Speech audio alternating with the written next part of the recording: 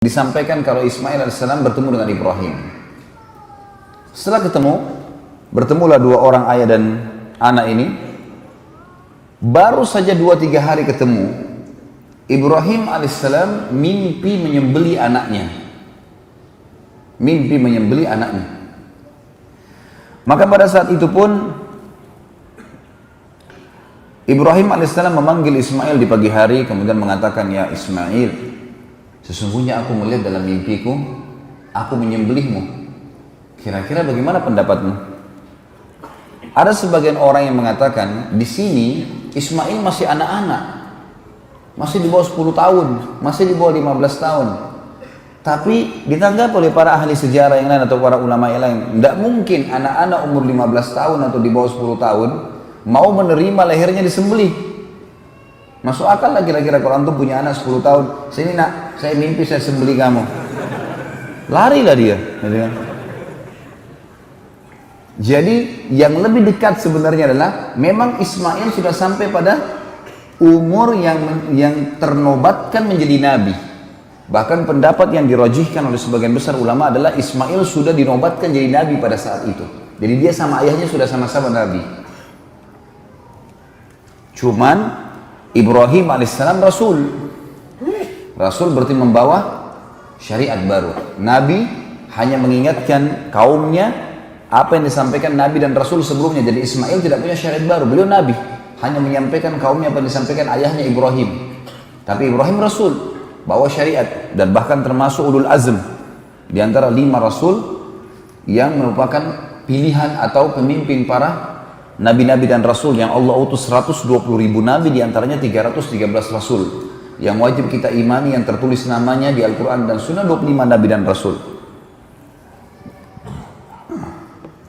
Ibrahim alaihissalam pada saat menyampaikan kalimat itu, kira-kira apa responnya Ismail alaihissalam?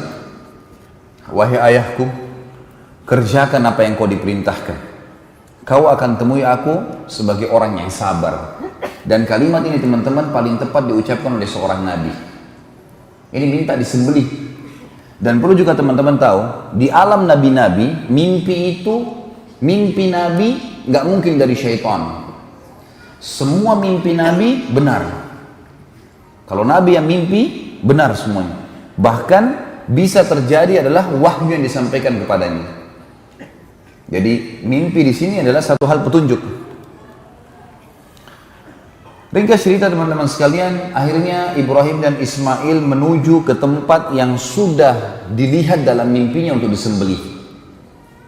Tempatnya di wilayah antara Muzdalifah dengan Mina. Tapi sekarang kalau saya melihat dia tepatnya masih masuk wilayah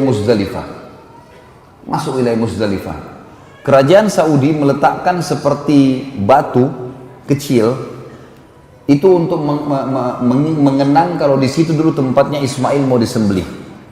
Kalau sekarang pas ada di bawah, ada gunung di bawah rel kereta yang dibuat oleh kerajaan Saudi untuk perjalanan jemaah haji.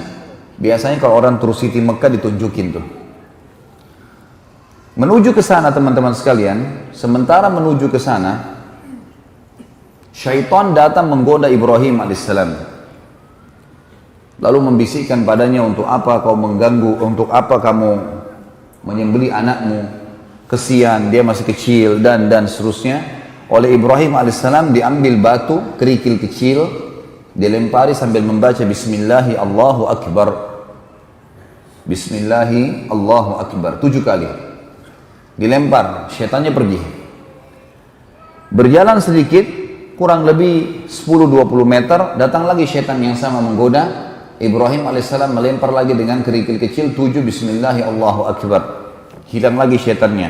Sampai yang ketiga kali, batu yang 7 kali yang ketiga dilempar dengan Bismillahi Allahu Akbar, lalu syaitannya hilang. Lalu Ibrahim alaihissalam meletakkan Ismail di atas sebuah batu di sebuah bukit kecil tadi. Setelah diletakkan, dan Allah Azza wa Jalla, Allah yang maha tinggi dan maha mulia, telah menceritakan kepada kita dalam Al-Quran yang akan saya bacakan nanti ayatnya, bagaimana pada saat itu Ismail dan Ibrahim dibiarkan oleh Allah yang maha tinggi dan maha pemurah, diuji keikhlasannya, dibiarkan melakukan sampai titik terakhir. Sampai dalam ayat nanti kita akan baca, pada saat keduanya sudah pasrah, betul-betul Ismail sudah menyerahkan lehernya, dan Ibrahim sudah mengangkat pedang dan mengayunkan pedangnya, memang sudah betul-betul akan disembelih. Pada saat itulah Jibril alaihissalam menahan pedang Ibrahim alaihissalam. Dan Allah berfirman padanya, hai Ibrahim, kau telah mempercayai mimpi, dan sungguh kami akan menggantikan anakmu itu dengan sembelihan domba yang besar.